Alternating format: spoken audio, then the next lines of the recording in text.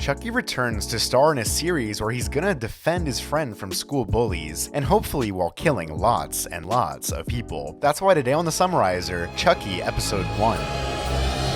The first episode begins with news that apparently another 3 bodies were found by the Hackensack Mall last night. That brings the total body count to 11, and police are still searching for the mass murder. And I guess it was Chucky, but we don't really know yet, so for now, these kills aren't counted. After that, we see what I guess by the title of the series is Chucky, who seems to be about to attack a woman who's brushing her hair. She gets scared, and now the story starts in some yard sale. There we meet the protagonist of this series, who's called Jake, and is a 14-year-old boy who wants to buy Chucky. We also meet this woman named Mrs. Jolly who sells the doll for $20. There he asks the lady where she got it from, but she has no idea, though she thinks it must belong to her daughter. So in the end, he ends up offering her $10, they close the deal, and she sends greetings to his father because apparently they're friends. Oh, and when he leaves, Jolly realizes that someone took the butcher knife, and I'm guessing it was Chucky. Well, actually that's a bit racist. We really don't know that yet. Meanwhile, Jake listens to a podcast from a guy named Devin Evans about detectives or something. The point is that he talks about his town, and that even though the mayor wants them to think they live in Disneyland, the truth is that Hackensack is a haven for the bizarre, the fucked up, and the straight up criminally insane. Because it's there we realize that in the past year alone, their murder rate has spiked 25%, and they haven't seen this violence since Ray family murders in 1965. That was a bloodbath that gave birth to one of the most notorious serial killers in history, Charles Lee Ray,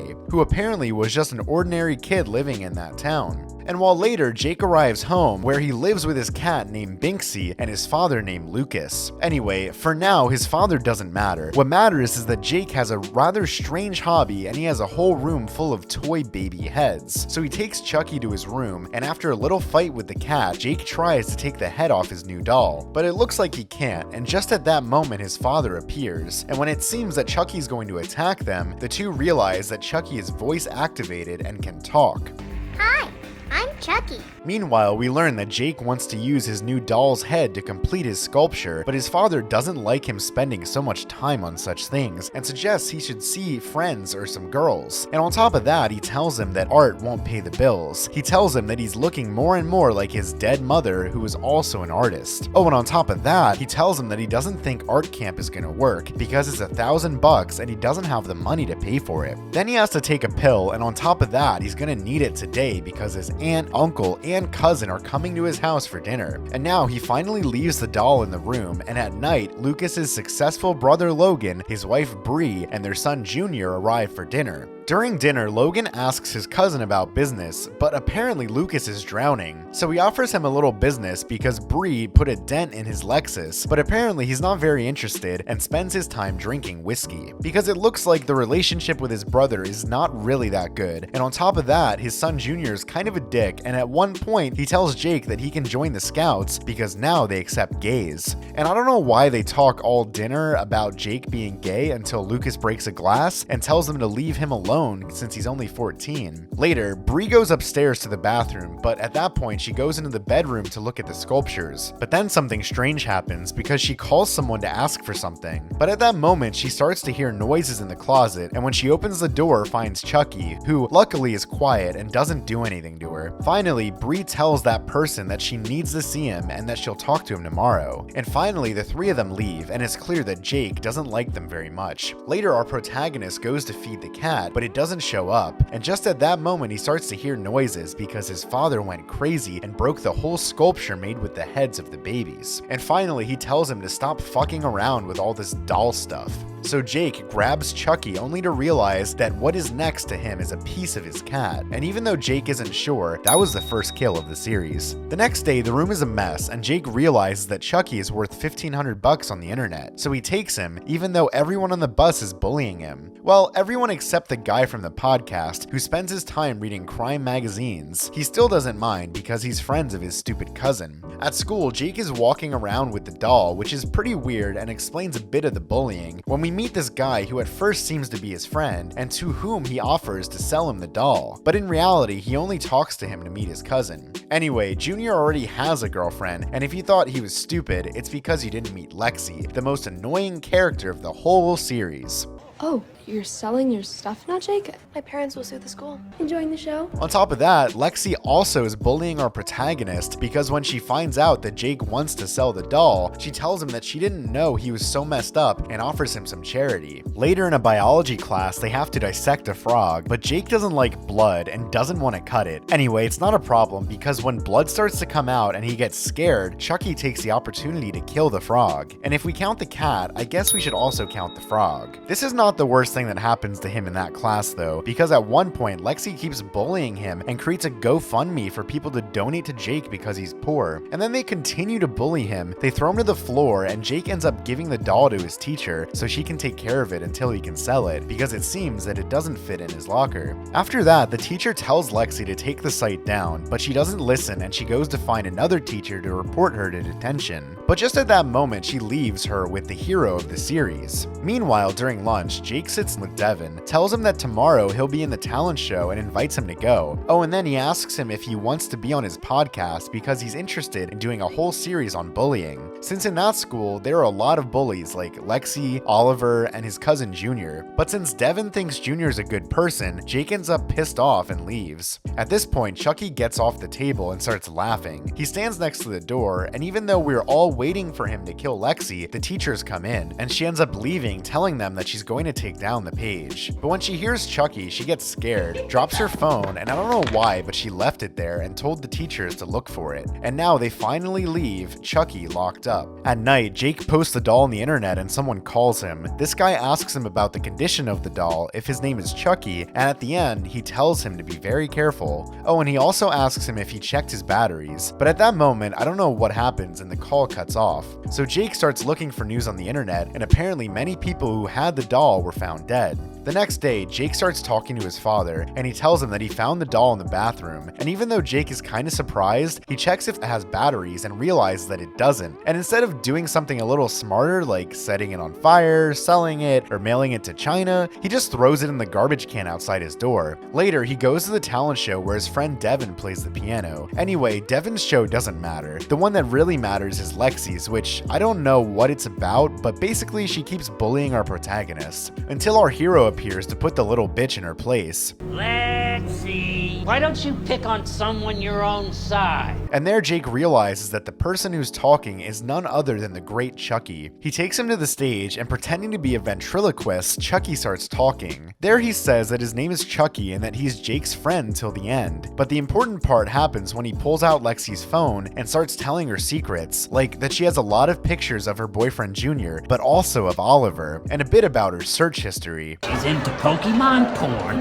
Apparently she's Botox curious. Oh, and at one point, Chucky says that Aunt Bree has a secret, but I guess that will be important for future episodes. In the end, the show is a success, and the audience can't stop laughing. And on top of that, the stupid girl ends up leaving the stage. And instead of a kill count, I should be counting the jokes, because in this series, Chucky seems to be dedicated to comedy. You're all a bunch of fucking assholes. Well, guess what, dickheads? Which doesn't leave us huge kill counts, but at least it's funny. In the evening, his dad tells him that the teacher called and that he's now suspended because of the show. And also he gets mad because he has no friends and everyone thinks he's a weirdo. But then Jake tells him what really bothers him is that everyone knows that he's gay. When he hears that, his father starts hitting him and tells him that if he says that again, he's gonna kill him. Jake tells him that it should have been him inside that car instead of mom. And finally, Julian sends him to his room, but not realizing that he has just been left alone with Chucky. And when he comes back to watch TV, the doll is gone. He realizes that someone drank all his whiskey, and at that moment, the electricity goes out. Lucas goes downstairs to see what's going on and fixes it, but with the help of the whiskey, Chucky leaves the comedy to give us the first human kill of the whole series.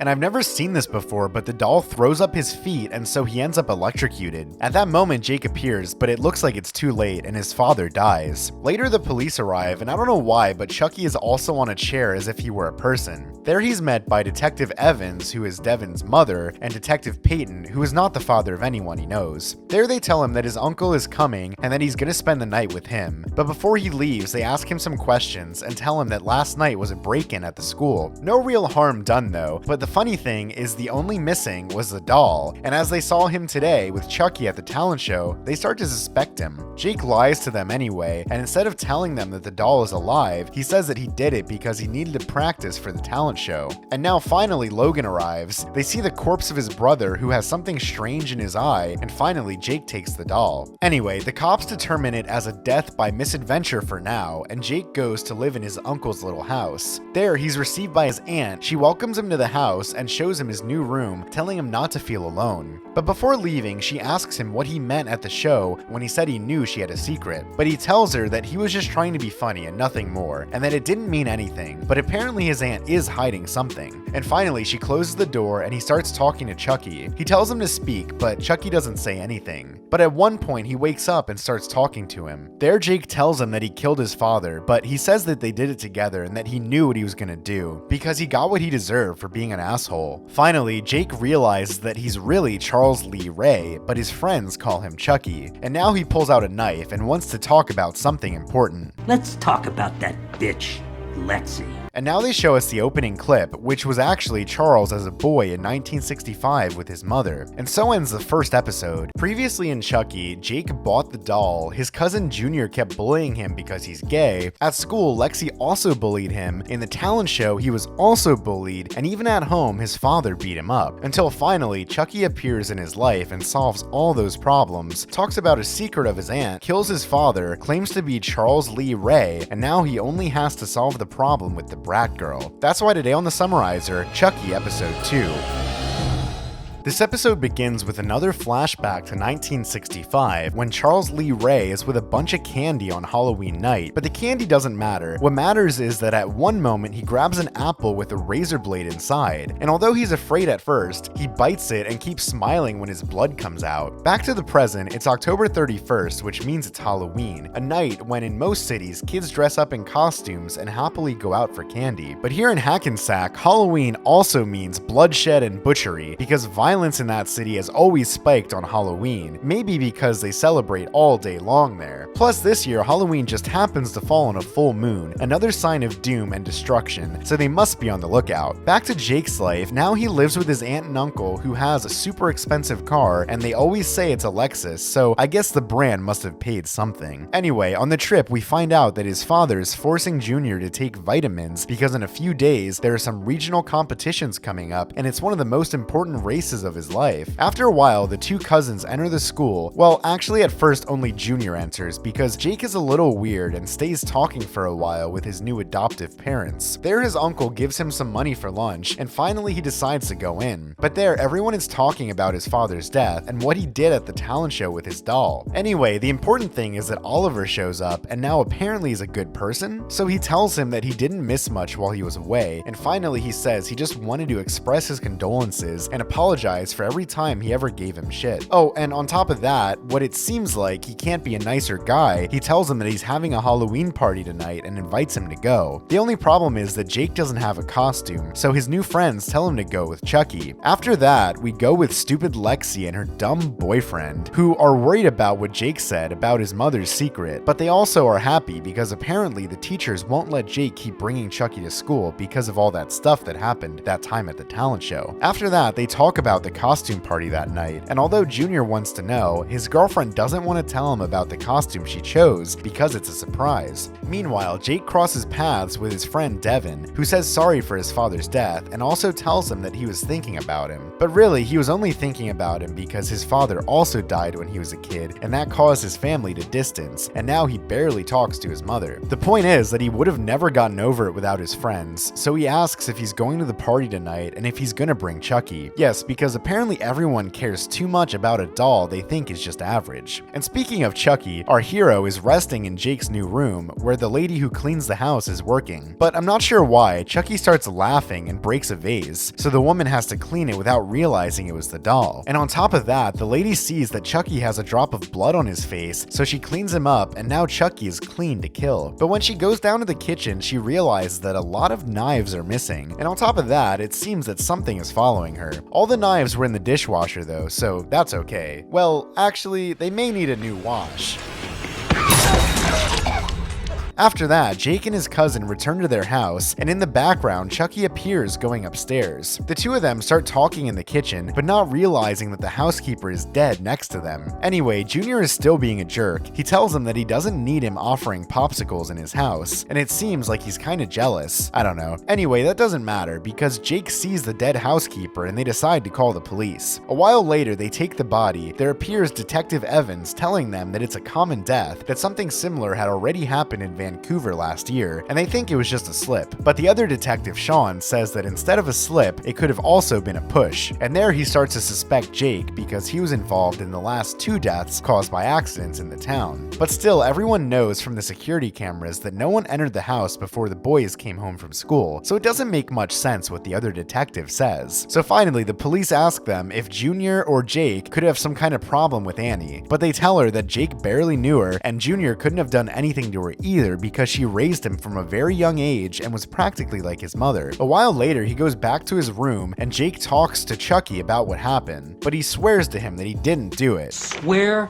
to God, I didn't kill her. And on top of lying to him, he starts reading his diary and laughs at all the things he writes about his friend Devin. But he still tells him that he also has a queer kid who is gender fluid, and he's fine with that because he may be a serial killer, but he says he's not a monster. There, Jake tells him that if he isn't a monster, why'd he kill Annie? But he keeps telling him that it wasn't because they only kill people who have it coming. To which Jake replies that he's different because he never killed anyone. Later, Chucky keeps telling him that it was an accident and that he could have killed anyone during the last week, but he didn't because he's trying to help Jake. Since he's now his only friend, he didn't kill the housekeeper, and now he has his sights set on something bigger, on someone who really deserves to die. In the evening, both parents doubt if it was really an accident and begin to realize that they don't know Jake that well. Anyway, that doesn't matter much. What matters is that Junior was listening to everything, and at that moment, he enters Jake's room, grabs his computer, and realizes that he was looking at pictures of his girlfriend. But at that moment, Jake enters, and Junior ends up leaving the room, telling him to stay away from his girlfriend. But in the hallway, he hears him talking to someone and what sounds like a punch. Meanwhile, at Lexi's house, her parents find out about the housekeeper's death, and while they're a little bummed about it, they're distracted while the little sister is making an awesome drawing of Chucky. And even though the parents want the girl to meet the doll, her sister doesn't want to. There she goes to prepare for Oliver's party, but her parents tell her that she must first take her sister trick-or-treating. At Devin's house, his mother tells him about Annie's death and asks him if his friends Junior and Lexi are going to the party. But when she asks him about Jake, he lies and tells her that he doesn't know because he's not in his group of friends. She also asks him if Jake ever talked about violence problems with his father for being gay, but he says he doesn't know anything. At night, everyone is in the streets dressed up for Halloween, and Devin asks Jake if he's coming to the party, but there, his friend tells him that he's not going to be able to go because a problem came up. At Jake's house, Junior dresses up with his father's medals and goes to the party, but without Jake because when he comes down, he has a bruise on his face. His adoptive parents still think it's his Halloween costume, and he claims to be dressed as a victim of circumstances. And even though at first his uncle offers to take him, he doesn't want to go. However, the decision is brief because when he goes upstairs, Chucky's not there, so he goes out to look for him. Because by this point, our hero is wandering around town disguised in a Hello Kitty mask. At one point, Chucky goes trick-or-treating at a house and asks a woman where there's a party. She tells him it's at Oliver's house, and as thanks, he gives her an apple. Although from the intro of the episode, I guess it has something inside. At the party, Junior goes to look for his girlfriend, but she's kinda weird.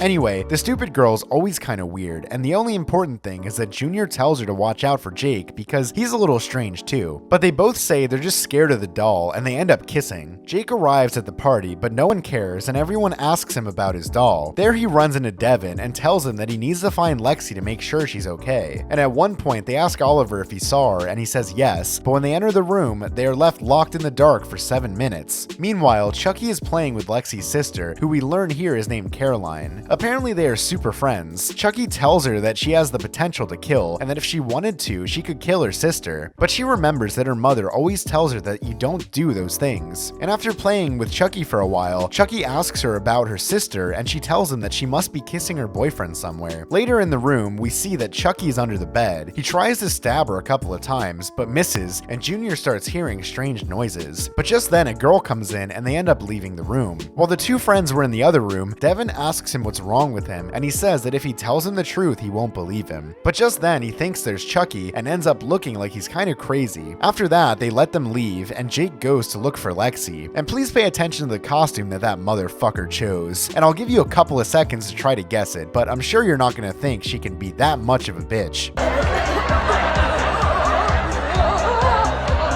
Yes, she's dressed up as Jake's dead father, and on top of that, she pretends to be dying from electrocution. And I don't know what you guys would do, but can we please have Chucky show up already to continue with the kill count? Seeing this, at first it looks like Jake leaves the party, but then he comes back to confront her. At this point, the woman who told Chucky the address didn't die, but she cut her tongue because of the apple, and she tells the detective that it was the red-haired boy with the denim overall that says good guys. Later, Lexi goes to look for her sister because they must leave, but she didn't wanna, because there she has a new friend. But when Chucky's about to kill her, Jake appears to take his doll. Finally at night, the two of them talk. Chucky apologizes for the eye and tells him that he will never do it again. And finally he says that some people just deserve to die. It's kill or be killed. There he tells him that he must choose which side he's going to be on, and tells him to make the right choice and kill the bitch before she kills him. But he doesn't know if he can do it, so Chucky tells him that today everyone was laughing at him and that he's the only friend he has. So he gives him the knife, and Jake finally accepts it. And so ends the second episode of the Chucky series, with only one kill, bringing the series total up to 4 kills so far. Previously on Chucky, he killed the housekeeper. Caroline wants to meet Chucky in person, but her sister Lexi won't let her. And finally, when they went to the party and the bitch dressed up as Jake's dead father, Chucky tried to kill her, but his friend showed up to take the doll away. Anyway, after all this, the two friends were talking, and it seems that Jake is now ready to take care of her. That's why today on the Summarizer, Chucky Episode 3.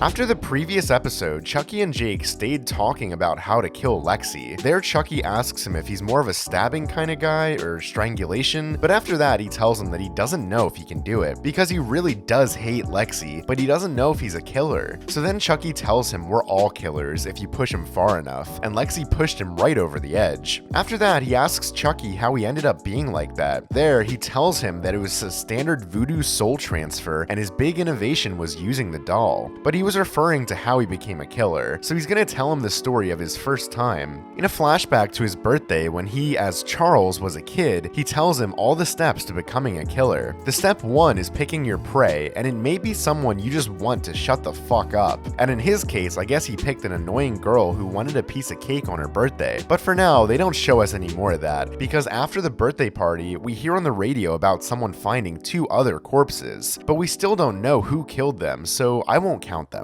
Back in the present, Detective Kim Evans goes to talk to the teacher about Jake Wheeler, but she tells her that she's not comfortable talking about her students, especially one that's been through what Jake has recently. But there, the detective tells her that everywhere Jake goes, he seems to be chased by death, and she's worried about the rest of the kids of the school. But the teacher still tells her she can't help with that, and they both leave. In the meantime, Jake crosses paths with Devin. They talk about what Lexi did at the Halloween party, and there, Devin tells him that he wishes he could protect him. Nothing happens though, because Jake tells him he has to go do his homework, even though he's actually chasing Lexi, and the cell phone alerts him that she's nearby. There he crosses paths with his teacher, who tells him that they have to talk because she's asked his aunt and uncle to come in for a meeting with her tonight. He asks her if he did something wrong, but she tells him no, and that she's also inviting Lexi's parents to try to solve this thing between the two of them. Because apparently, even though Jake tells her that everything is fine between the two of them, the teacher already saw all the pictures of what Lexi did at the Halloween party. And before leaving, she tells him that if he's ever in trouble, he can always tell her the truth.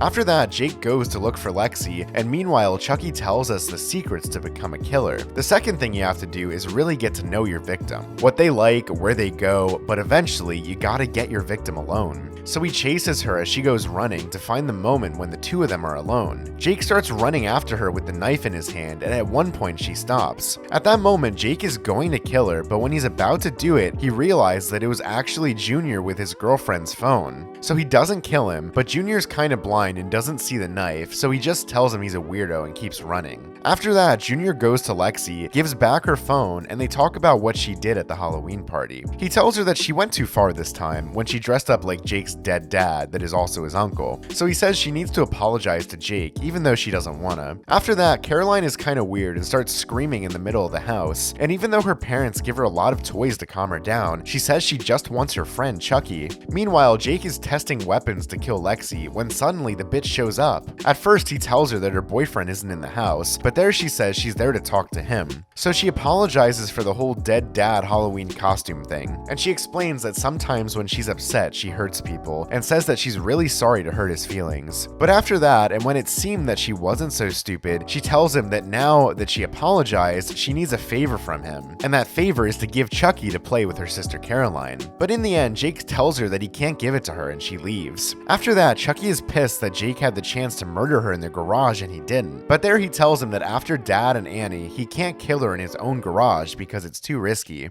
Pussy. So now Chucky says that he'll have to do it and proposes that she gets what she wants, so Chucky can infiltrate the house and kill Lexi. Meanwhile, at Devin's house, he's doing a podcast with recordings of his talks with Jake. Yeah, because apparently he was recording it, and I don't think Jake knows that. The point is, there his mother listens to the tapes and comes into the room to talk about Jake. There she tells him that the best thing to do is stay away from him, but Devin lies to her again, saying that Jake is not his friend and that he barely knows him. But she still tells him to stay away from the guy because people close to him are dying, and in the end, Devin tells her that Jake is a good person. He can't hurt anyone, and he's gonna prove it himself. By this point, Jake goes to Lexi's house, knocks on the door, is received by Lexi with her classic shit face. He apologizes for not bringing Chuck earlier, and finally he gives him to Caroline. And now yes, the girl is super happy playing with Chucky. The doll asks for hugs. At one point, the mother asks if she can hug him too, and it looks like everyone is happy with their new doll. But at one point, Chucky tells Caroline that he wants a hug from Lexi. He doesn't kill her for now though, and explains the third thing you need to know to become a killer. Every killer needs a cover, and personally, he likes hiding behind an innocent face. A while later, Caroline and Chucky are watching the news, because apparently that's what Chucky likes to watch. And on TV, they say that Hackensack is one of the safest cities in the US, but at one point, Chucky leaves the room, starts chasing Lexi, and it looks like he's finally going to kill her, but then all her friends from school show up to have another party, where Oliver is also there and looks like he wants something with Junior's girlfriend. At one point, Junior asks her what she's doing with Jake's doll, and she tells him that she's brought it over for Caroline, but she doesn't care that he's in the middle of the kitchen. Meanwhile, at school, the two families get together to talk with the teacher. Oh, and I don't think I told you this before, but Lexi's father is the mayor of Hackensack. Anyway, this doesn't matter for now. What matters is that his aunt is missing, and in the end, she arrives super late because of traffic. But I'm sure it's because of the secret Chucky told us in the first episode. There, the teacher tells them that Lexi has been bullying Jake, but her parents get angry and say that it's impossible for their daughter to be a bully, and that it's Jake's fault for what she did at the talent show. And her parents are about to leave in a huff when the teacher shows them the video of Lexi at the Halloween party. And I guess now her parents realize that their daughter is a son of a bitch. The principal tells them to go talk to their kids, and that's it. That's the end of the shitty talk.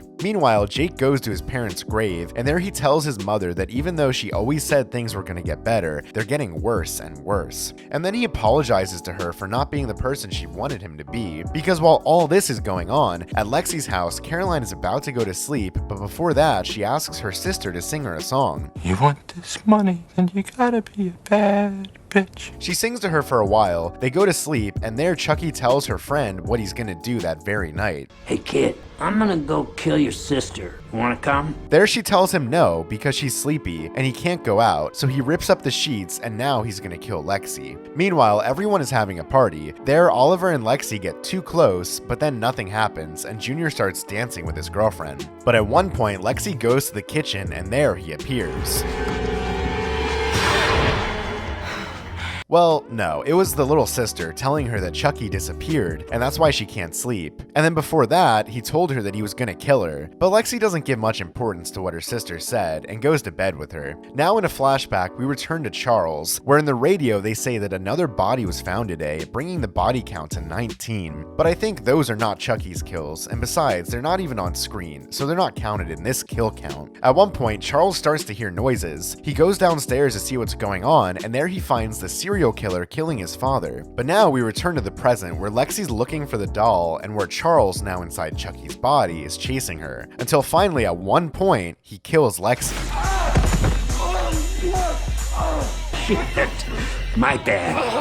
No, actually he's messed up and it was Oliver. And I guess now he has to kill him because if not, he's gonna tell everyone the truth. And now, thank God, Chucky finally kills someone this episode.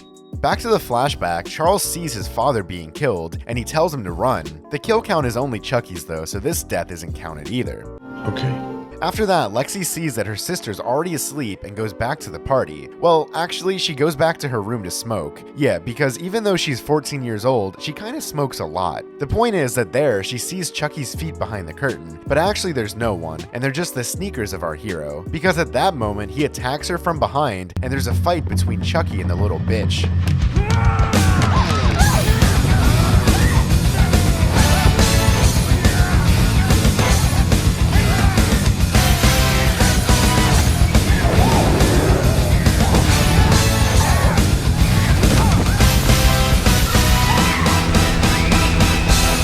At one point, they break the window, the wind makes the curtain catch fire, and she manages to get the doll off of her. And it looks like he's gonna kill her in the best scene of the series so far.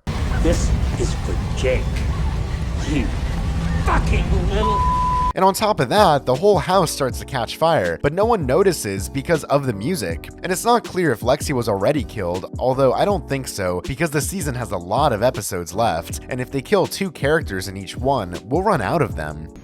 Yes, that's true. Meanwhile, Jake is still in the cemetery, and as he hears the police sirens, I think he must imagine that Chucky killed Lexi, and that's why he apologizes to his parents. And the episode ends showing us the grave of Charles Lee Ray, who died in 1988. But wait! There's more! Well, actually it doesn't end there, because now we go back to the flashback, when Charles is hiding with his mother in the closet when the killer appears. The kid grabs a knife and looks like he's gonna defend his mother, but when the guy opens the door, we find out that Charles killed his mother. I helped. There the guy tells him he's got guts, and teaches him that if he wants to do it right, he's gotta cover his tracks. And I guess that kill goes to Chucky, because it was also Charles. There the kid is super happy for having helped a serial killer to kill his mother, and the guy says goodbye. And now Chucky says that some killers are made, but the rest of us are born. Sometimes we just need a little push. And so ends the 3rd episode of the Chucky series, with only 2 kills, bringing the Chucky's total up to 6 kills so far. Previously on Chucky, Lexi was a pain in the ass for 3 episodes, and on top of that, she disguised herself as Jake's dead father. So now our protagonist hates her, but he's still not sure if he's a killer. And even though Chucky tells him that everybody's a killer if you push him far enough, he wasn't sure, so he gave Chucky to Lexi's little sister so he can infiltrate the house and kill her. But instead of killing Lexi, he killed Oliver, and when he tried to kill her, the whole house caught fire. That's why today on the Summarizer, Chucky Episode 4.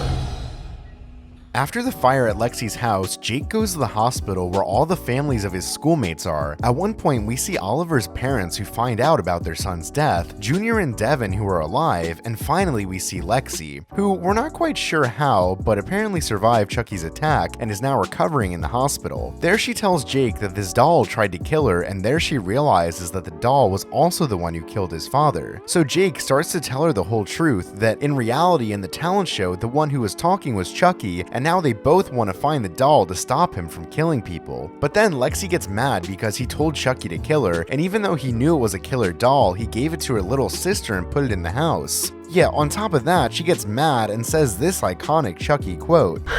You're so dead. You are so dead. There, Lexi goes to tell all this to her parents, but Jake says that she can't tell anyone because anyone who told the truth about Chucky has either been put away or worse, mostly worse. And also, no one is gonna believe her. There also, Jake finds out that Oliver died set on fire, and she's still angry, so she goes into the room where her little sister and parents are. After that, the detective goes to talk to Devin. At first, she tells him that he couldn't have gone to Lexi's without asking, and tells him that she already talked to Oliver's parents. But at one point, she starts to do the only thing this protagonist does throughout the series, ask her son questions about Jake. So she asks him who was at the party. She asks him if Jake was there, but he says no, and then she asks him about Jake's doll. There he tells her that the doll was there and that it got there because Jake gave it to Lexi's little sister. But at that moment, the detective tells him that all this is not because of the burning house, but because Oliver didn't die in the fire and someone killed him. After that, a couple of nurses come in to check on Lexi's little sister, and there she asks her parents if Caroline's gonna be okay, but they're super angry because her sister's in the ICU, a boy is dead, and their house, which by the way is a historic landmark that belongs to the city, is partially destroyed, all because she decided to throw a party and set the place on fire. There she says that it wasn't her fault and that it was really Jake's, but her parents don't want to listen to her anymore and they leave. After that, someone throws a ball at Jake, but it was a woman and not Chucky as we all expected, and at one point they show this woman with her son again, but nothing happens in the episode, so I'll tell you about it in case it becomes important for the next episode, okay? Okay. Then Devin appears and asks Jake how his cousin Junior's doing, and then Jake apologizes for the fire situation. But that doesn't matter. What matters is that at one point, Devin tells him what his mother told him, that Oliver was stabbed to death during the fire or right before, but the point is that someone killed him. There he tells him that all this was told to him by his mother, and that it's super secret and shouldn't be told to anyone, because they think it could have been an intruder who snuck in or someone at the party. Either way, there's a killer out there right now running around Hackensack. And finally, he tells him that his mom also asked about your doll, and she asked if he saw it at the party, so he advises him to be careful because his mother has those ideas about him. Meanwhile, Junior's family is sad because of what happened to Oliver's parents, and also Jake's aunt asks Lexi's parents how Caroline is. They tell them that she's stabilized, but they're keeping her on the ventilator for now. After that, they ask about Junior. The mother says he's okay, but the father's really upset because the doctors say he won't be able to run for at least a month thanks to the damage to his lungs. And on top of that, he claims that they let Lexi have free reign for whatever the hell she wants, and it was a matter of time before something like this happened. Then Lexi's mother tells them that their child was under a lot of pressure, and the two families end up in a fight until finally the detective shows up to separate them. Well, actually, it's not that she separates them, but she gets into the fight because Lexi's mother says that everyone is responsible for not knowing where their children were, even the detective, because her son is doing a podcast that is just a little disturbing for a kid to be so obsessed with crime. And there's a whole mess at the hospital that could easily be part of the kill count of the latest Halloween movie.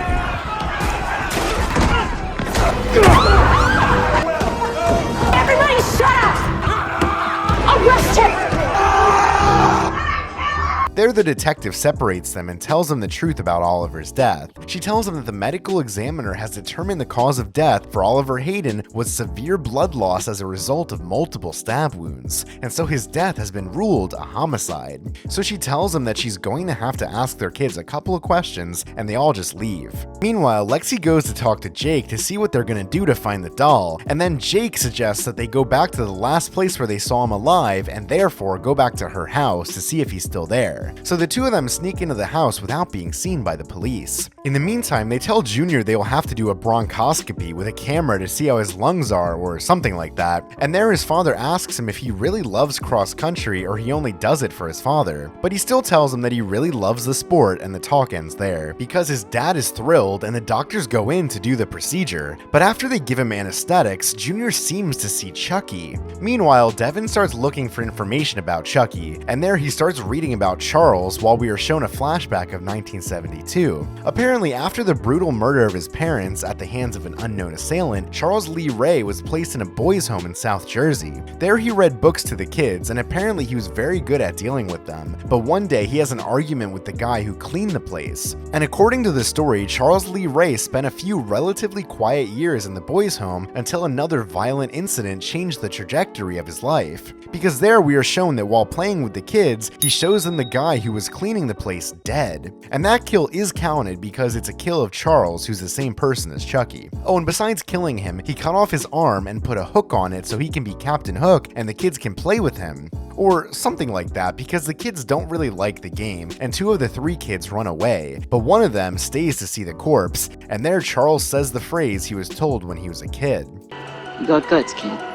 Meanwhile, Lexi and Jake return to the house that is completely burned. There, Jake takes one of his pills, which we learn is Effexor and is for anxiety and depression. And apparently Lexi knows about these kind of pills, and they seem to have things in common. At that moment, they go to look for Chucky in Lexi's room, but before, on the way, they talk for a while and how neither of them are happy, and it seems that they still have things in common. But at one point, she asks him if he really wanted to kill her, and he says yes. There she tells him why she didn't tell him before and how she should know he was so angry. And even though she finds it a bit exaggerated that he wanted to kill her, he says that he wanted to kill her because of what she did with his father's disguise and because she's a bad person and treats everyone around her as if they were nothing. And at the end, he tells her that he wanted her to die, but not because there was something wrong with him, it's because she fucking deserves it. When she hears this, she gets scared and falls, but Jake manages to save her, and while she's hanging, we see that our hero Chucky appears with his face all burned and saying that it's the easiest thing in the world, just let let her go, and that this is life giving him a second chance to be the man he wants to be. Finally, he tells him to let her go and that the world will be better without her, but there Jake says that he isn't like Chucky and that he isn't a killer. So he helps her up and Chucky tries to kill her himself. But just as the police show up, Chucky puts the knife away and the police tell the kids that they must leave the house. Is this your sister's doll? Your dad asked me to bring it back for ugly fucking doll if you ask. You are so dead. When they arrive at the hospital, the policeman gets off with Chucky and leaves the kids locked in the van. But then Devin's mother appears, takes Jake to ask him more questions, and Lexi goes to look for the doll. But at one point, the cop stops and grabs something from the vending machine and puts Chucky on a chair. Then Lexi enters the room where her little sister is, asks the doctor if they saw any doll, and she says no, but at one point she sees him walking by in the background. There, Lexi goes to look for him, but Devin appears looking for Jake because he wants to tell him something about his doll. But first, Lexi wants to talk to him, so they go to his room. After that, the cop grabs Chucky, who apparently is still there, or I don't know, maybe he went for a walk and came back, and he takes him to Caroline's room. But after leaving the doll, he starts stealing the food that was gifted to the girl, and on top of that, he covers Chucky with crumbs. Oh, and on top of that, he steals another one of the girl's cookies, so that's where our hero appears. He hits him with a scalpel, hits his spinal cord, and that's why the guy falls to the floor and can't move. There he grabs a couple of syringes and finally kills him. After that, we go back to the flashback where Charles is a teenager and the police are investigating the death of the cleaning guy. There, Charles gives a gift to the kid who is left playing with the corpse and makes him promise not to tell anyone about it. The boy accepts, and the gift is none other than the hand of the cleaning guy. After that, Charles packs the suitcase and leaves. And that's when we learn that the kid's name is Eddie Caputo, and if he sounds familiar, it's because he's the partner in crime of Charles Lee Ray in Child's Play from 1988. And one of these days, I'm gonna upload the kill count of that movie, so don't forget to subscribe and turn on your notifications so you don't miss that video. Returning to the hospital, Devin tells Lexi the story of Charles Lee Ray, the famous serial killer from Hackensack who died in the 80s and who terrorized Chicago for years. And there he tells her about an urban legend about Charles and a good guy doll like Chucky. Charles Lee Ray was shot and killed in a toy store in Chicago, but supposedly right before he died, he transferred his soul to a good guy doll, and that doll is still out there killing. There, Lexi tells him that he's not a legend and that Chucky is alive, but not only is he alive, he's also trying to kill them. But Devin still doesn't believe her, and after that, the detective starts asking Jake questions because he doesn't even have an alibi for the party night. Then she asks him if Oliver was bullying him, and he says no. Then she also starts asking him about his father's death and if he was beating him. And she tells him that she wants to help him, but for that, he has to tell her the truth. But when he's about to tell her that it was Chucky, the doll disconnects Caroline, which causes alarms to start ringing, and everyone goes to see what was going on with the little girl. They still turn everything back on and nothing happens, but there they find the corpse of the policeman while Chucky is sitting quietly next to him.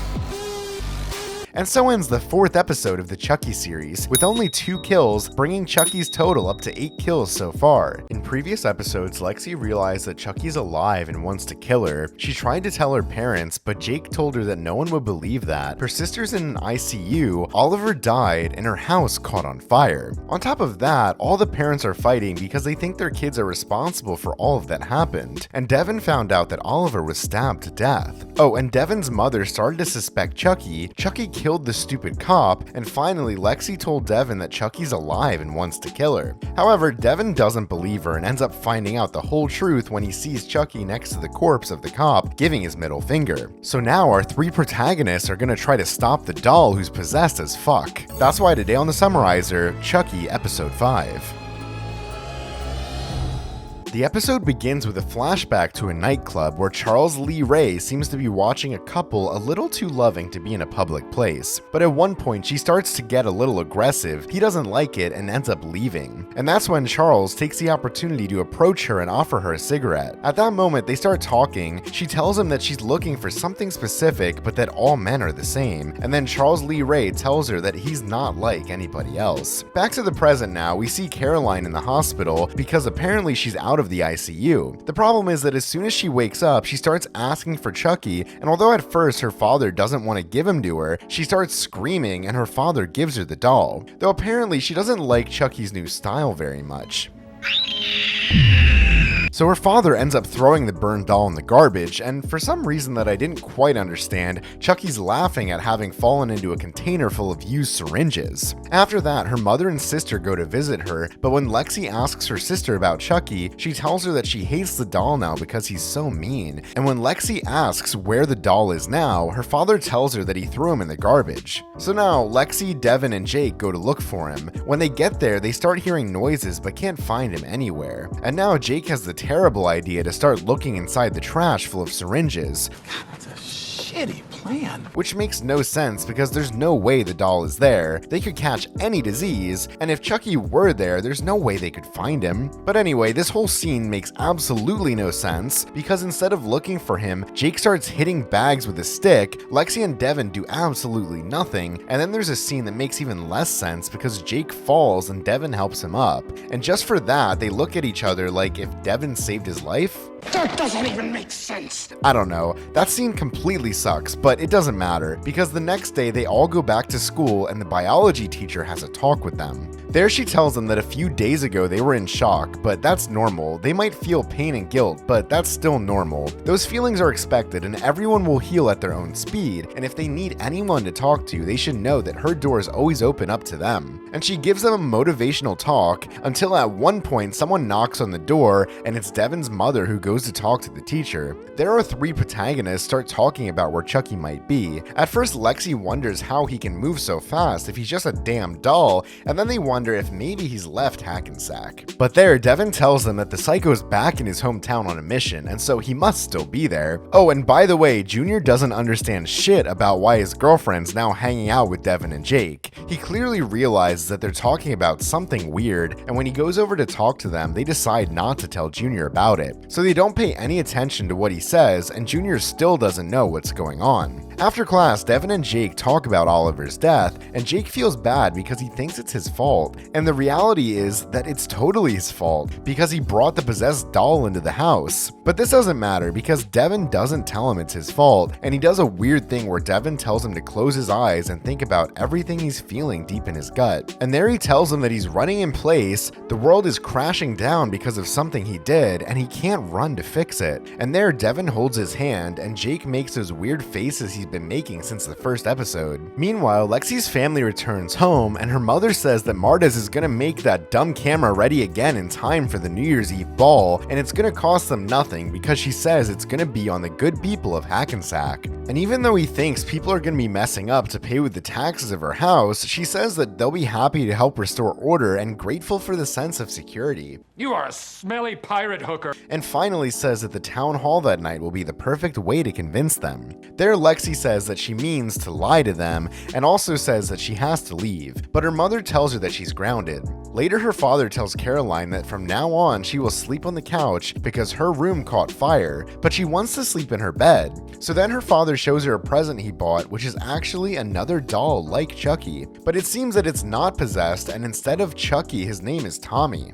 Hi, I'm Tommy. Who the fuck are you? But at that moment, Lexi appears, asks her sister if she can give the doll a hug, and after that she starts fighting with it, even though it's just a doll and doesn't do anything to her. Then she takes a picture of it and leaves as if nothing happened, even though her family probably thinks she's completely crazy. Meanwhile, at Junior's house, they are all having dinner together when suddenly Junior's father tells him that thanks to a favor owed, he's still going to nationals next month. But Junior tells him that he missed regionals because he was in the hospital and he didn't qualify for nationals, so he doesn't think it's very fair that he qualified without participating. But his dad doesn't even seem to listen to him and tells him that he's even got him a trainer. Meanwhile, Jake gets a bunch of messages in the middle of dinner and his aunt ends up asking him to give her the phone during dinner. Jake doesn't want to give it to her. Junior tries to get it from him because he knows he's talking to his girlfriend, but his dad ends up getting mad and they all just leave. And on top of that, Bree starts telling him that he should treat his son better, and they have a talk that no one cares about. Then Jake gets a text from Lexi with a picture of her sister and her new doll. Anyway, nothing happens for now, and in the meantime, Caroline plays with Tommy. The problem is that there's a huge storm, like the day Charles Lee Ray transferred his soul to the doll in the first movie of the saga. And on top of all this, outside the window is Chucky watching Caroline and her new doll. And a while later, her father finds Chucky inside the room, but luckily he's next to Caroline's bed and has no problem grabbing him and taking him out of the room. There, Lexi sees her father with Chucky, tells her friends to go to her house, and her dad throws him in the trash. But Lexi's not so stupid, and while her parents argue, she goes to look for the trash can so Chucky doesn't escape. And while the two friends arrive, Lexi has Chucky, who won't stop moving, locked in the garbage can. So now Jake grabs a bag, and at first it happens what we all expected, and the noise is because there's an animal. But then Chucky does show up, they manage to get him inside the bag, start kicking him, and apparently he's now dead? There, Jake asks about Tommy, but she tells him it's okay because the doll is good. And now it seems that Chucky is dead and our protagonists are super happy. Returning to their homes, Jake and Devin start talking and end up kissing in the middle of the park, super happy. Although they clearly don't think it's weird that they've killed a serial killer so easily, and they clearly don't know that the season still has 5 episodes left, and so Chucky is probably still alive. Meanwhile, in another flashback, we return to that nightclub when Charles and the girl he met before go to look for another woman. The three of them go together to a hotel, and they do the thing you imagine 3 people can do in a hotel. Well, actually not so much, because at one point, Charles pulls out a knife, and when it looks like he's gonna kill the girl they just met that night named Red, he ends up killing the blonde. There, the two of them introduce themselves as Tiffany and Charles, but she tells him that he should be Chucky, and he says that she should be blonde. At this point, Aunt Bree talks to her psychologist about her secret and that she doesn't know how long she'll be able to hide it. They also talk about the fact that Junior is a kid and will probably find out at any moment, and even more now that Jake is in the house. But when we were all expecting the secret to be a lover or something like that, we find out the truth. Your illness? Stage 4 cancer. There we find out that her secret is that she has cancer, and because she wants to protect her family, she decided not to tell them about it. But then she starts to say that she feels lonely and doesn't want to go through this alone, so the psychologist tells her to let the people she loves back into her life, and Bree concludes that she's going to tell them. At the same time, in the same hotel of the flashbacks, but in the present, there are 2 women in a bed, a guy tied up, and another man dead. There, Tiffany, who's the same actress from the original movie Bride of Chucky, says she is hungry, and Tiffany's friend stays playing with the tied up man. But at one point she cuts him off, and when she sees the blood, she seems to recover her mind. There she asks him what day it is today, and apparently she was 2 weeks like that. Her name is Nika Pierce, and she asks him if there's a good guy doll in the room. Because there we find out that in one of the movies, Chucky murdered her whole family, he framed her for the murders, and put her in a mental hospital. And also 2 weeks ago, Chucky split his soul into pieces, but one of those pieces is inside her, and she is still there too. But when she helps him, he hits her, the woman falls asleep, and Chucky's soul reappears, and after that, she kills him.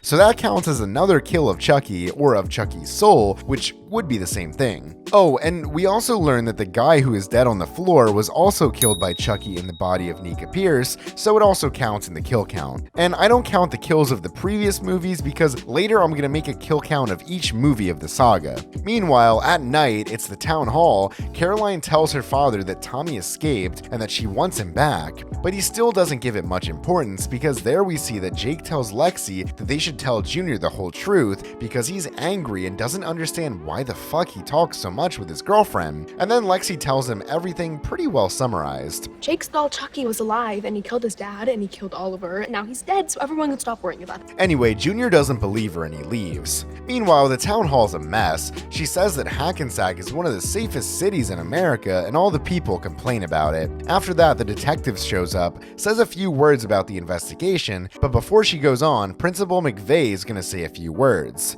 Well, actually there's a little problem, and she doesn't show up.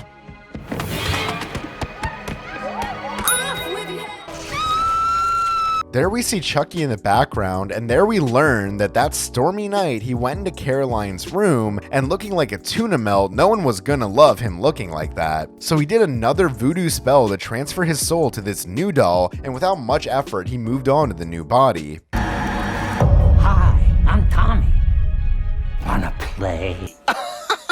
That's incredible. And so ends the 5th episode of the Chucky series, with 4 kills, bringing Chucky's total up to 12 kills so far. On previous episodes, Chucky killed Jake's father, Oliver, the cop at the hospital, and the housekeeper too, and he wouldn't stop killing. But they managed to kill the doll, so there's nothing to worry about. Lexi told all this to her boyfriend Junior, but he doesn't believe her. Meanwhile, the mayor went all Megyn Kelly until the principal lost her head, and there our protagonist discovered that Chucky is still alive. In one of the first episodes, Jake received a call from someone talking to him about the doll. He asked him if he's checked his batteries, but we don't know who was behind the call. And we also meet Nika Pierce, a girl whose whole family was murdered by Chucky, and there we learn that he split his soul into pieces, and one of those pieces inside of her. We also learn that the secret of Junior's mother was that she has cancer, and Chucky did another voodoo spell, and without much trouble transferred his body to another new doll, which as in the original film is called Tommy. And finally, Chucky in the body of Nika Pierce killed that guy, and we're shown when Chucky's girlfriend transformed his body to a woman. And from now on, together with her boyfriend, they're going to try to kill the characters that are still alive in the best episode of the series so far. That's why today on the Summarizer, Chucky Episode 6.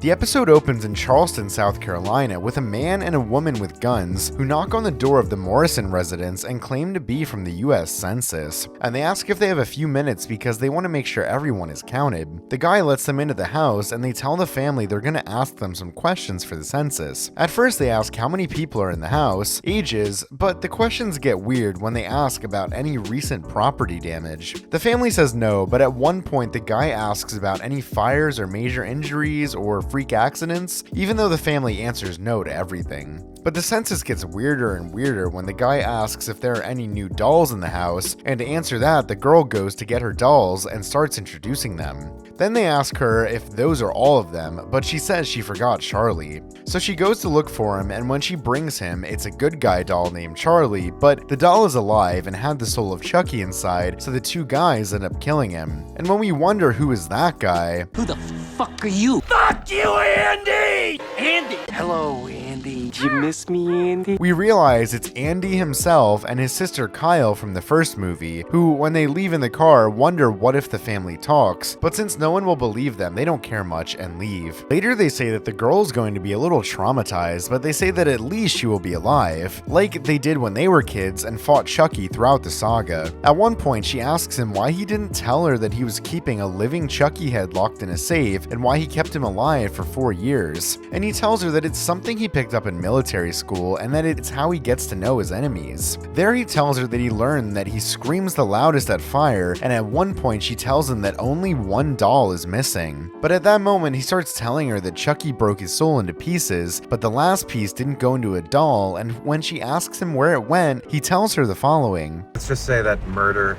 isn't the worst thing Chucky can do to you. And I guess he means that Chucky can also get into your body like he did with Nika Pierce. Back to Hackensack, our protagonists are at school, where apparently they only have biology classes. Until at one point, the worst detective in the country shows up and takes teacher Rachel into arrest for the murders of Megan McVeigh, Oliver, and the stupid detective at the hospital. And just like that, they take the teacher even though the 3 characters tell the cop that they know she didn't do it. But instead of explaining a little more and telling her who did it, they don't say anything and the police take the teacher to jail. After that, they start talking, and without any logic, and I guess just for the purpose of making the plot entertaining, they decide not to tell anyone the truth and kill Chucky themselves. Which doesn't make any kind of sense, because if they kill him, they won't have evidence to free the teacher, and besides, it would be much easier to kill him if they call the police or the army. Yes, that's true. I don't know. After that, Lexi tells them that her sister's new doll Tommy is missing, and now they have to go look for him. So there Devin says that they have to look for Andy Barclay, and there he tells them the story that he was a kid in the 80s whose babysitter was murdered, and he always said Chucky did it. And the whole Charles Lee Ray connection, everything, it all comes back to Andy Barclay. There, Lexi asks him if he'll know how to find Chucky. Devin says maybe, and they decide to go look for him after school. Meanwhile, at the hotel, Chucky's girlfriend is trying to hide a corpse, which I'm guessing is one of the bodies from the previous episode. While Chucky's in Nika's body, he just laughs that his girlfriend can't get the body in the suitcase and tells her that what she should do is cut the body into pieces. So his girlfriend cuts off the arm that doesn't fit, but by staining him with blood, she brings back Nika Pierce. In another flashback to 1987, we see Charles Lee Ray and Tiffany wanting to buy a car. Charles wants to get it, but first the salesman warns them that there was an accident with that car and a couple was decapitated to death. Anyway, this is like being told that the car came with AC and they decide to buy it even happier. But at one point the salesman says that it's a stunning automobile and a true classic never goes out of style. But then Charles gets angry, tells him that he's a liar and that the car isn't even an antique, it's not vintage or retro, it's just old. And just for that, they kill the salesman. And finally, they steal the car, and Charles Lee Ray leaves reading a book about voodoo. Back to the present, Bree is crying because she told her husband about the cancer, and they're gonna tell their son Junior. There she tells him that she's sick, but she doesn't want him to worry about her. She tells him that it's cancer, and Jake listens to all the talk, and when he finds out, he makes his classic surprised face. Back at the hotel, Nika Pierce is pretending to be Chucky playing with his girlfriend, but at one point, Tiffany tells Chucky that something reminds her of that night in Niagara and all those fond memories. She asks Chucky if he remembers the vacation in Niagara and to tell her his favorite part. Nika tells her that his favorite part was being with her, and it seems that Tiff starts to suspect. But at one point they bet all in and Tiff realizes the truth. Hello, Nika. Long time no see. Apparently, she realized a while ago she stabbed her in the thigh 10 minutes ago and she didn't feel a thing because she's paralyzed. There Nika asks what she's gonna do with her and Tiff says that she doesn't know yet. But at one point the talk gets weird because Tiff tells her that she prefers to be with Nika instead of Chucky and that she bought a house for the two of them in Hackensack, but then she puts her to sleep with a hit on the head. Returning to the three protagonists, they start searching the internet for information about Andy Barclay and apparently find an article that says that a violent patient escapes Harrogate Psychiatric Hospital and a manhunt is underway. At that moment, someone knocks on the door while Jake and Devin are talking about that news is from Rhode Island, and just from Rhode Island is where Jake received the call a month ago, and so he thinks it must have been Andy. Junior tells Lexi about his mother, and then they get into an argument because she hangs out with her friends all the time, and Junior says they should break up. Jake calls Andy, tells him he's in Hackensack, and the man tells him he was right not to tell anyone about Chucky because they would think he was crazy, and finally asks him if he knows if Chucky is with two women, but he tells her he has no idea. Finally, Andy tells him that Chucky is going to come looking for him, and I don't know how they deduce that it's going to happen at Junior's house. So Andy says goodbye and tells him he's going to head over to Hackensack.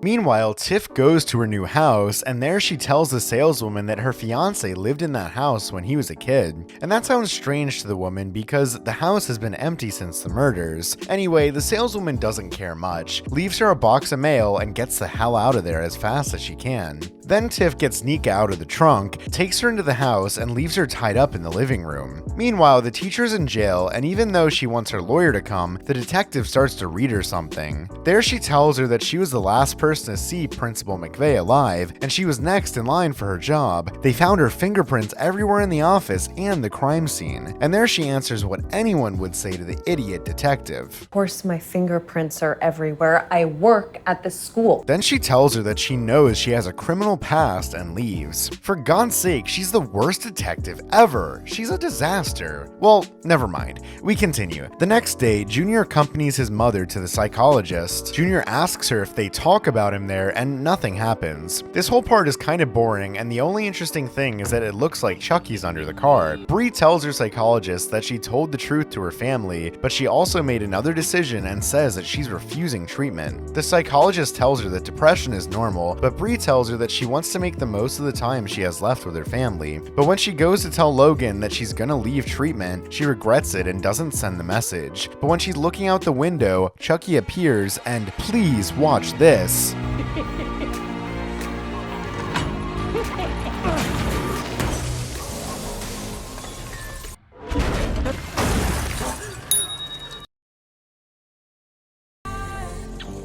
After that, the therapist goes to talk to Junior's family, and she tells him that Bree didn't want her treatment to overtake their lives. But because of one of the things the therapist said, Jake realizes the truth and tells Junior that he doesn't believe his mother killed herself. Still, Junior doesn't give a shit and tells him to stay the fuck away from him. Meanwhile, Devin's mother tells him that she has to go to work all night, and before they leave, they have a boring mother-to-son conversation. Until at one point when we all expect Devin to say something like, "Mom, the teacher has nothing to do with it," or "Mom, you're the worst detective in the history of series," they start talking about how he's in love with Jake. His mother says she still loves him, and everyone is happy. After that, copying one of the movies Devin used to watch, they fill Junior's house with threads to see if anyone enters through the windows. Oh, and there we also learn that Junior and his father are at the funeral, and Jake didn't go because he wanted to leave them alone. At one point, Lexi goes up to Jake's room to watch from there, and the other two stay talking about movies. Although at one point, Devin's mother calls him and he doesn't answer, and after that the doll moves, and that's why they know that Chucky entered the house. There they hear glass breaking, Chucky's laughter in the background, and when they go to see, there's a broken lamp. Apparently Chucky entered through the chimney and they start to follow his footprints, but they don't realize that Chucky's upstairs and is now going for Lexi. At one point, Jake enters the kitchen and finds all the stove burners on. Nothing happens anyway, but when he turns them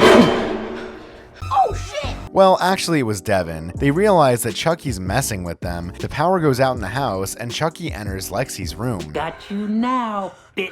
But there he tells her that he'll let her go on one condition. All she has to do is kill Jake. There, Jake shows up, but when he enters, hears the whole conversation and starts to enter the room. She tells Chucky that she always thought about killing Jake, but she only says it so her friend can get closer to Chucky. The problem is that when he gets close enough, Chucky realizes it, escapes by cutting Jake, and although Devin manages to electrocute him, he quickly gets up without killing anyone. And all three characters find it odd that Chucky hasn't tried to murder them, but just then Devin's mother shows up, and the worst detective in the history of the series is attacked by our hero Chucky.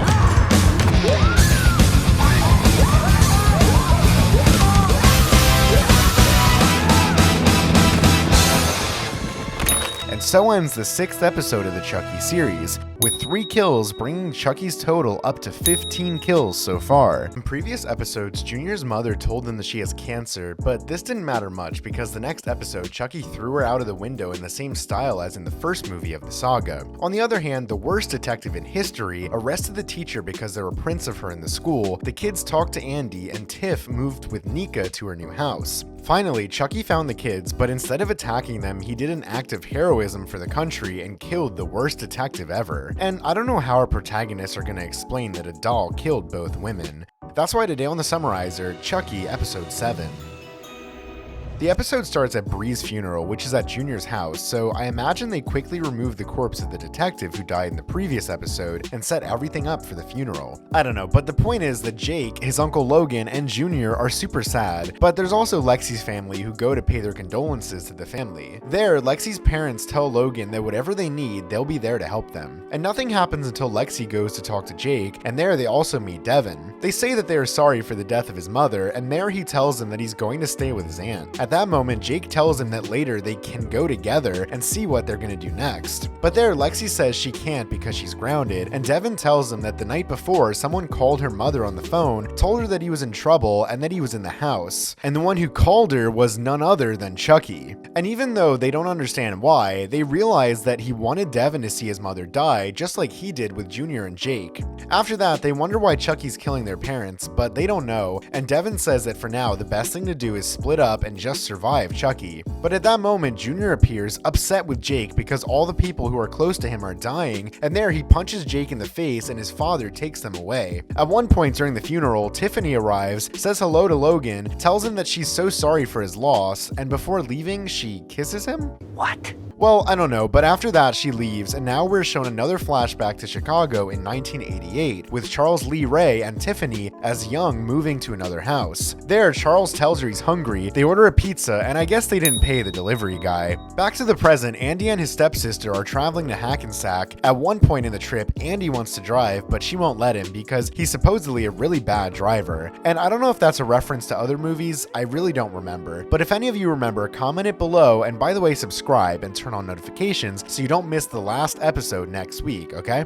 Oh, okay. At one point, they stop at a gas station, and when they finish filling up, Andy gets into the driver's seat. But he closes the door and decides to leave his sister in the middle of nowhere alone, I guess to protect her from Chucky. Back at Lexi's house, she's having fun with her sister breaking dolls, and Devin is a little depressed breaking everything he had about investigations, homicides, Charles Lee Ray, and other stuff. Because I don't know why he doesn't want to stay with his aunt and wants to go to a foster house. There, Jake tells him he can stay at his uncle's, but Devin tells him he's scared and wants to leave. Jake starts saying that when his mother died, he wanted to run away too, but what stopped him was the thought of never seeing him again, so he stayed. But there, Devin tells him that being around him only hurts him, and every time he sees him, he remembers his mother lying on the floor. So after that, he says he doesn't want to see him anymore, and Jake leaves the house. Meanwhile, at Junior's house, his father's angry because he hit his cousin, and if coaches find out he's a hothead, they'll kick his ass to the curb. Anyway, Junior doesn't give a shit about this, and at one point, Junior asks him who that woman who kissed him was. But Logan has no idea, tells him that maybe she was a friend of his mother's, and leaves. And there we learn that Chucky's in Junior's room, and apparently now the two are friends. After that, Madam Mayor gives a talk about the insecurity in the city and that she's going to do everything she can to get justice. But at one point, she's asked if the detective's death may be related to the recent murders and if it's possible that an innocent woman was arrested.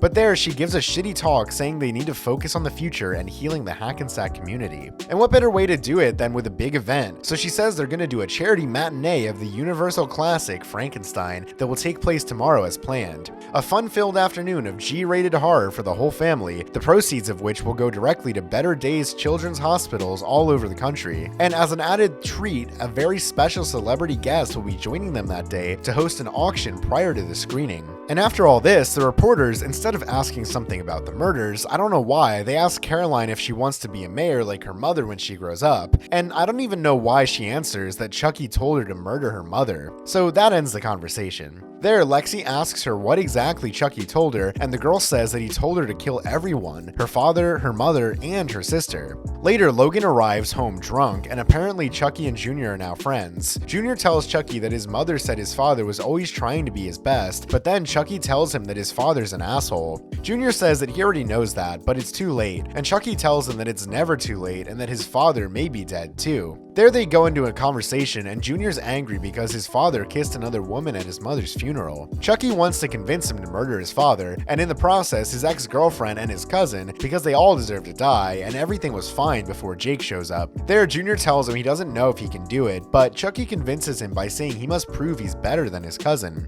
Meanwhile, Jake is packing his things to leave his uncle's house, but when he's leaving, he hears someone's voice in Junior's room. He doesn't give a shit though, and goes to say goodbye to his uncle. Well, not really, because he just steals money from his wallet and goes to hell while Junior sees everything. Meanwhile, Devin starts looking at the pictures with his mother and decides to go back and investigate about Charles Lee Ray, so he grabs the picture of his old house, the usual taser, and goes to check it out. Jake goes to take a bus, but before that we get to another flashback in Chicago in 1988 when Tiffany arrives at the house but starts hearing screaming. And upon opening the door, she realizes her boyfriend is killing without her. There she gets angry because it's been a long time since the two of them got out together to dinner and then kill people. It seems that the relationship is not going very well, and they didn't kill people together in a long time. But Charles doesn't give a shit about the couple's problems. He goes off alone and leaves his girlfriend alone in the house. Back to the present, Tiff goes to see Junior, and even though he tells her that they still don't know each other, she brings him some food so he can get over the difficult moment. There, Junior recognizes her from his mother's funeral, and she tells him not to worry and that things will get better.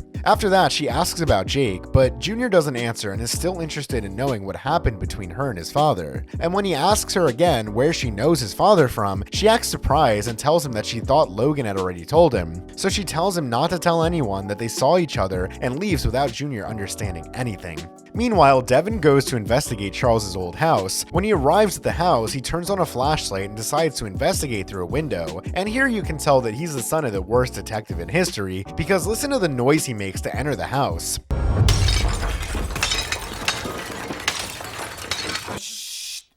And inside the house, Nika Pierce hears the noise and starts screaming for help. Meanwhile, Jake is at the bus station about to leave Hackensack, but at one point he sees a man with a good guy's doll, so he starts chasing him and asks what he's doing with the doll. The guy tells him that he's just working and should send it to a house, but Jake says he needs it and ends up buying it for $350. And the only important information he gets out of this guy is that the doll was supposed to take him to 987 Sherwood Lane, which is the address of the house where Charles Lee Ray lived as a kid. However, the doll doesn't seem to have Chucky in it, and it seems that Jake spent $350 on nothing. Meanwhile, Devin continues to investigate the house and finds Nika Pierce tied up. He starts to help her, unties her, and he asks her what her name is. But at that moment, she starts laughing, and apparently now it's Chucky in Nika's body, who grabbed the taser and goes to attack Devin.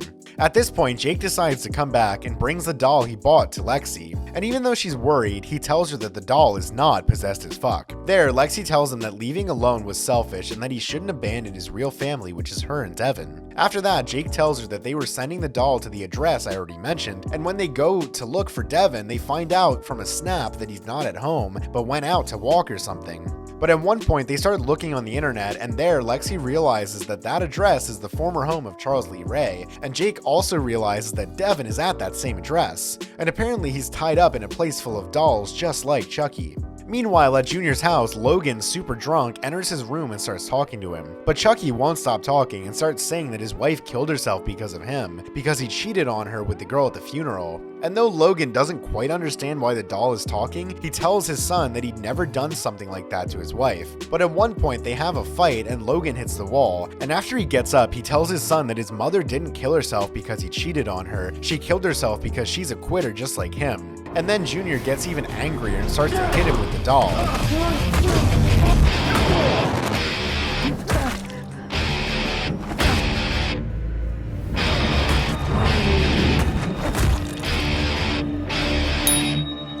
And as much as the murder was Junior's, he did it with the doll and also because he was convinced by Chucky, so let's count this kill as well. While Lexi and Jake wait for the Uber to go get Devin, she tells him that she discovered that Chucky tried to get her sister to kill too. There, Jake realizes that first it was him, then Lexi, and now Caroline, and they wonder why Chucky is murder whispering everyone. It also strikes them because clearly the doll doesn't need help killing people, and they don't understand what he gains from that. But as we see that the Chucky from Lexi's house is alive, the Chucky who is with Junior starts thanking him for killing his father and tells him that he has no idea how hard it was to get someone to kill. And after that, they start singing super happy. Because apparently now Chucky has a whole army of living dolls, and finally he tells Junior that thanks to him, the real fun can begin. And now Andy finally arrives at Junior's house for the final episode. And so ends the 7th episode of the Chucky series with 3 kills, bringing the Chucky's total up to 18 kills so far. Previously on Chucky, Andy and his foster sister killed one of the Chucky dolls that was in a girl's house and came to the conclusion that there was only one doll missing. But after that, Andy left his sister alone to get her away from danger, and Lexi's mother said she's gonna do a charity matinee of the Universal classic Frankenstein. On the other hand, Jake found the doll at the bus station, and with Lexi, they discovered that the doll was being sent to Charles Lee Ray's old house. Devin went to that house, freed Nika, but apparently it was Chucky and kidnapped him. And finally, Junior believed that his father had cheated on his mother with Tiffany, so with Chucky's help, he killed his own father. And achieving this, Chucky activated a bunch of dolls for the final episode. That's why today on the Summarizer, Chucky Episode 8, Season Finale. The episode begins with Andy arriving at Junior's house, and when he asks him who he is, Chucky tells him it was someone that never had the balls to be one of them. Junior opens the door and Andy says that he's looking for Jake, but Junior tells him that he's not there. He then asks him about his mother, and Junior tells him that she died. But then Andy asks him if his father's in the house. He says yes and makes him come in. There, Andy says that he met Jake in a group of collectors of Good Guys dolls and that Jake had one to sell. So there, Junior takes him to see Chucky, but when he opens the door to his room, Chucky's gone. There, Junior lies to him, saying that his father must have left with the doll, and when Andy opens the closet, there's nothing there. After that, Andy finds it strange that if his father left with his girlfriend, he took the doll with him, so he tells Junior to call him on the phone to ask him if he has Chucky. So Junior calls him, they listen to the sound of the phone in the bathroom, and find the cell phone there. Junior says he always forgets it, and Andy starts to check the bathtub, but comes again to find nothing. He asks him where his father or Jake could have gone, but Junior says he doesn't know, and Andy leaves. After that, Chucky shows up, who knew he would never check the toilet, and tells him that he didn't kill him because he had a gun. And then he tells him that he hates guns, and they're like his Achilles heel, along with axes, fire, and those industrial-sized fans. After that, he says he has other plans for Andy, and when Junior asks him what he did with his father, he says he's down the laundry chute, and after that, the two of them go out to eat. Back at Lexi's house, they keep thinking why Chucky wanted them to kill people and what he's getting out of it. There, Jake thinks it might be some voodoo spell, but there are more important things because at one point, they wonder where the doll is that he brought from the bus station, and Chucky appears. Here's Chucky.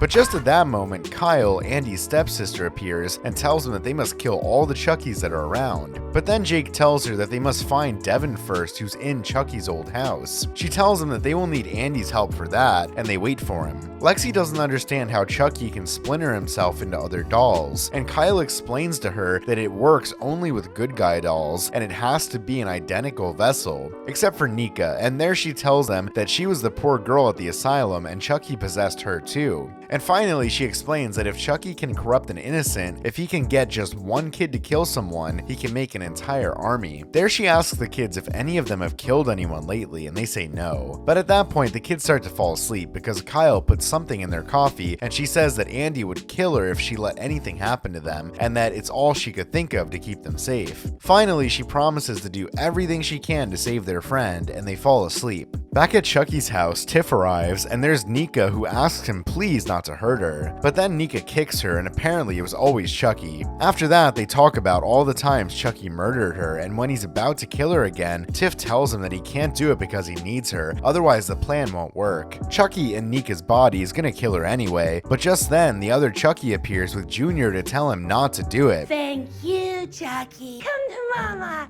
Come to Mama. Then Tiff takes everyone to see the whole army, and there are a bunch of dolls. Chucky starts talking to the army and tells them that they're gonna party like it's 1999. He orders them to kill all, and when he asks them if they have any questions, a couple have doubts about whether they are at any age limits. Chucky tells them that they shouldn't kill babies, and nobody under the age of 5 and 6 because they're not savages. Then they start talking about how it's unfair if they are twins because it's 2 against 1, but the conversation ends when all the Chuckies start laughing. After that, Tiff sends a bunch of dolls to I don't know where. At one point, they get to talking among the Chuckies, but for some reason, it's not worth telling, Tiff gets mad and punches the Chucky in Nika's body, and that gets her back to handling her body. After that, Chucky apologizes to Tiff for treating her badly and offers her a part of him as a sacrifice. So he tells Tiff to kill Nika, and even though he has a party inside, he doesn't care because there's 72 more of him in that truck. And even though Tiff doesn't want to do it, she says she's gonna do it for Chucky. But in the end, she can't, and he tells Junior to do it. And it looks like he's gonna do it, but right there, Tiff kills Chucky by cutting off his head. And this kill's not counted because it's only Chucky's kill count. Besides, there are like 72 Chuckies, and there's no sense to count them all, okay?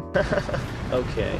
After that, she tells him that she was tired of being with him, and there she tells him if he even wonders how those cops found him at night in Chicago. And there we see in a flashback when Tiff was angry because they never killed people together anymore, and when Charles left alone, she called Detective Mike Norris to tell him where her boyfriend was gonna be. So I guess that was the moment before the first Chucky movie starts, which if you haven't seen it, I made the kill count and I'll leave it up here. There, Chucky gets mad, but she says he can't do anything because she's useful to him. After that, she puts Nika to sleep and takes out a kind of bomb to receive Andy. Later, Nika, Tiff, and Junior get in the car. Oh, and there's also one of the Chucky dolls that Junior apparently kept. Finally, Tiff sets off some bombs inside the house and they leave. Meanwhile, Devin is left alone in the house. Well, not that alone because Chucky's body and head are still alive, and even though they're gonna kill Devin, Andy shows up to kill him. There, Devin tells him that the front door's booby-trapped, but clearly he figured that. He also tells him that they delivered the dolls in a truck and they are all alive. After that, Devin leaves and Andy starts torturing Chucky's head to tell him where the dolls are going. But when Chucky tells him they're going to be all over the place, Kyle shows up looking for her brother. And on top of that, she enters through the door where the bombs are. Even though Andy tells her to stop, she opens the door anyway that activates the bombs and the house explodes completely to hell. The next day, Jake and Lexi wake up and they read the news of the explosion in the old house of Charles where apparently people died. And since Jake thinks it was Devin, they get super sad and Jake makes his usual face. After that, he goes to Devin's room, but right there he shows up. So Devin didn't die. I guess the one who at least must be dead is Kyle, so for now let's count her. If she later shows up, we'll remove a kill. There they kiss, and the important thing is that Devin tells him everything that happened, that the woman that was at Bree's wake planted a bomb, he got out, but Andy and Kyle were both inside. There Devin tells Jake that Junior killed his father because Chucky convinced him, and that's why he now has his own army. He also explains that they took them away in a truck, and because the biggest benefit is that day, they think Chucky's gonna hit there. Meanwhile, at the movie theater, the mayor welcomes everyone to the event and also introduces the special guest who's none other than the famous Jennifer Tilly. But right there, Junior asks Lexi for help because it seems that Chucky is attacking him and she goes to help him. And apparently Jennifer is gonna give away a bunch of good guy dolls from her collection to a bunch of kids, so 72 authentic good guy dolls will be transported immediately after the show to Teterboro Airport and from there to the needy children from coast to coast. And before going in to watch Frankenstein, Lexi's little sister does what she does best. She says she wants Chucky, so Jennifer gives her a doll as a gift. While in the theater, everyone's watching the movie, Lexi goes to help Junior, who has Chucky on top of him with a knife. At one point, she gets behind the screen where Chucky's alone and discovers that her ex-boyfriend was lying. At one point in the movie, Chucky hides under the seat, and when Lexi's father arrives, Chucky tries to kill him. Meanwhile, Junior keeps talking to Lexi, telling her that Chucky changed his life and taught him how to be a man. Later, the mayor woman comes back from buying popcorn and offers it to her husband, but I don't think he's really hungry. And when she eats the bloody popcorn, she realizes that Nathan is dead. And this woman, I guess, too, and Chucky kills a bunch of people by slashing them under the seat.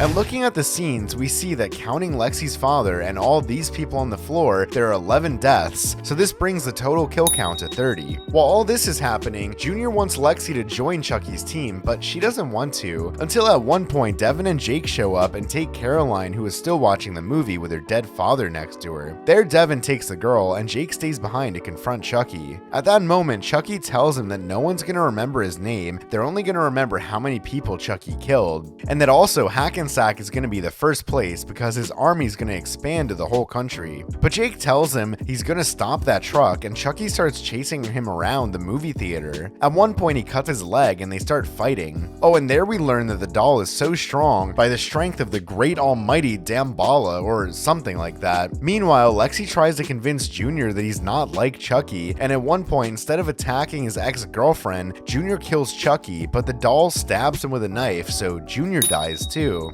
After that, Jake gets rid of Chucky and ends up choking him to death. There the two of them leave, and I guess there must be like 69 Chuckies left, plus Nika? I don't know, I've lost count of how many Chuckies are left. Meanwhile, Lexi meets up with her two friends, tells them that Junior died, and Tiff tells the guy driving the truck that the plane leaves at midnight and he shouldn't be late. And remember that Andy was apparently dead?